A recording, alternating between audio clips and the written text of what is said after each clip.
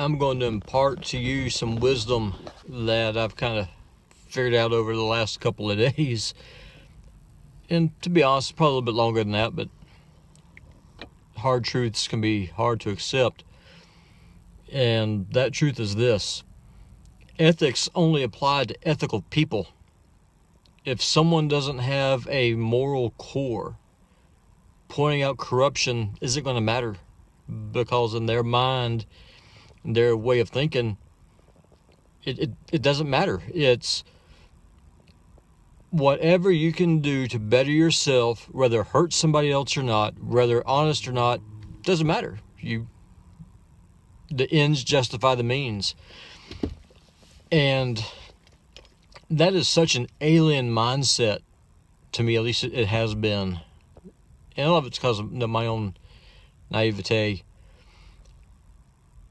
Whenever I'm talking to people about the crimes that happen in Washington behind closed doors, or the corruption that happens, the cronyism that happens, the corrupt backroom deals, and I make an ethical argument about that, there is a population of people who are out there, it doesn't matter to them, because they don't have the same ethical core that I have, and that a lot of you folks have as well.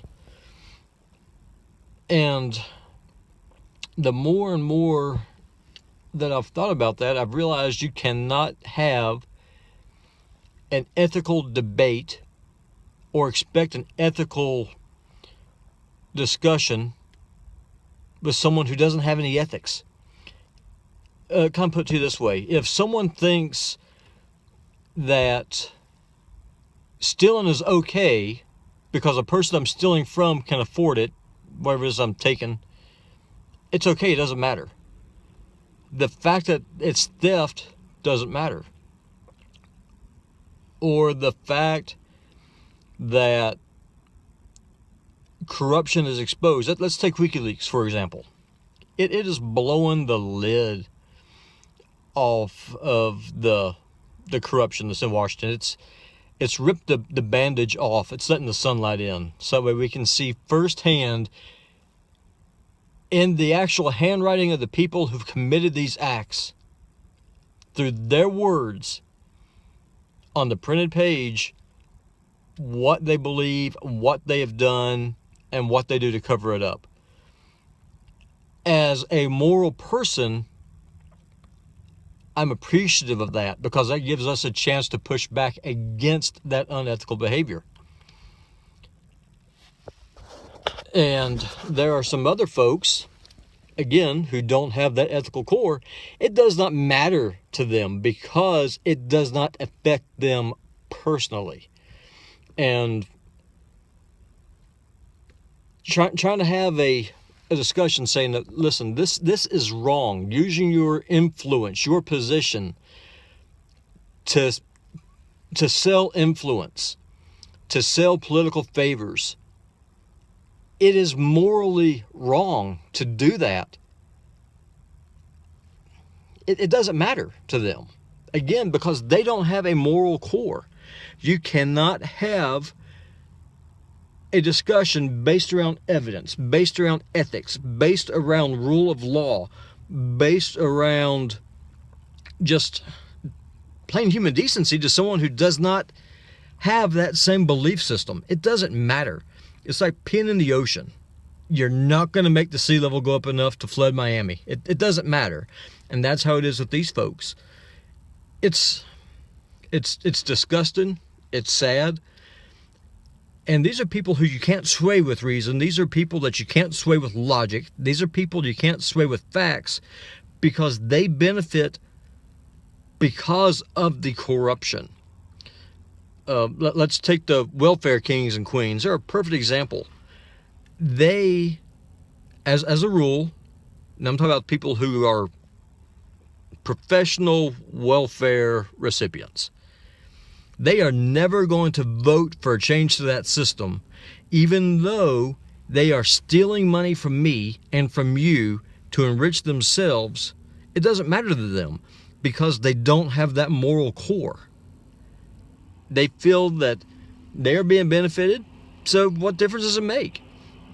Hillary Clinton supporters are the exact same way. Hell, a lot of those welfare kings and queens I just talked about support her. So expecting them to vote for a change, it is absolutely asinine. You're never going to be able to change their mind. They live in their own world that's manufactured up here. They may as well be living on the moon for all the differences that it makes. And what my advice to you is, and this is something that I've had to do, and it's hard, especially people who are friends of yours. Family's a little bit harder. You can't really cut them off, but friends, associates that you know, cut them off, because you don't need that kind of influence in your life. And on a final note, kind of going along this vein, I was talking to a guy who I've known for 20 years. We worked together back in Pensacola at 2 different jobs. And I would explain to him the reason why I'm so fundamentally opposed to Hillary Clinton is because she threatens the world that my 2 kids, Courtney and Thomas, are going to grow up into. It doesn't matter because he doesn't have any kids. He is willing to sacrifice the future to enrich himself right now. The fact that he is stealing from the future generations doesn't matter. It doesn't influence him. So the future be damned. You cannot have an ethical debate with an unethical person. Walk away, cut it off. You're never going to get through to them. You never, ever will. So wash your hands of it. And if for some reason that you can't, don't be afraid to get down to the mud and the dirt with them, because you're never going to win on the high road. If they attack you and start screaming racist, hit them back with the facts, and then make an emotional argument. Why do you hate the future so much? Why do you hate the children who are going to inherit this mess so much that you're willing to sacrifice their future for your enrichment in the here and now?